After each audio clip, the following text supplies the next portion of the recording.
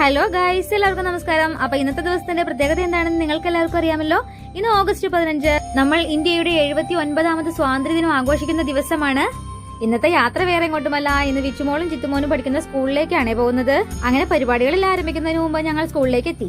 കുട്ടികളെല്ലാം വന്നു തുടങ്ങുന്നതേ ഉണ്ടായിരുന്നുള്ളൂ. പരിപാടികളെല്ലാം നടക്കുന്നത് സ്കൂൾ ഗ്രൗണ്ടിൽ വെച്ചാണ്. അപ്പൊ എല്ലാവരും അങ്ങോട്ടേക്ക് നടക്കുകയാണ്. അങ്ങനെ നമ്മുടെ സ്കൂളിലെ പ്രിൻസിപ്പൽ പതാക ഉയർത്തി.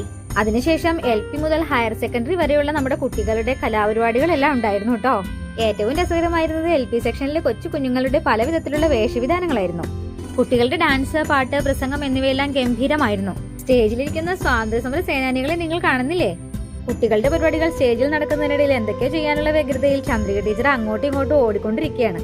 ഇത്രയും ഗംഭീരമായി പ്രോഗ്രാം അവതരിപ്പിക്കുന്നതിന് ഈ കൊച്ചു കുഞ്ഞുങ്ങളെ തയ്യാറാക്കിയെടുത്ത ടീച്ചേഴ്സിന് ഒരു ബിഗ് സല്യൂട്ട്. ഹൈസ്കൂളിലെ കുട്ടികൾ അവതരിപ്പിച്ച ഡ്രാമയാകട്ടെ അതിഗംഭീരമായിരുന്നു. സ്കൂളിലെ SPC, JRC, NSS എന്നിവയിലുള്ള കുട്ടികളും ഇന്നത്തെ ദിവസം നന്നായി തന്നെ പ്രവർത്തിച്ചു. കുട്ടികളുടെ പരിപാടികൾക്ക് ശേഷം എല്ലാവരുടെയും അഭ്യർത്ഥന പ്രകാരം അരുൺ സാറിന്റെ ഒരു അടിപൊളി സോങ് ഉണ്ടായിരുന്നു കേട്ടോ. അവസാനമായ ദേശീയഗാനം ആലപിച്ച് പ്രോഗ്രാം വൈൻഡപ്പ് ചെയ്തു. അപ്പൊ ഇന്നത്തെ വിശേഷങ്ങൾ ഇത്രയൊക്കെയുള്ളൂ. Tata, bye bye.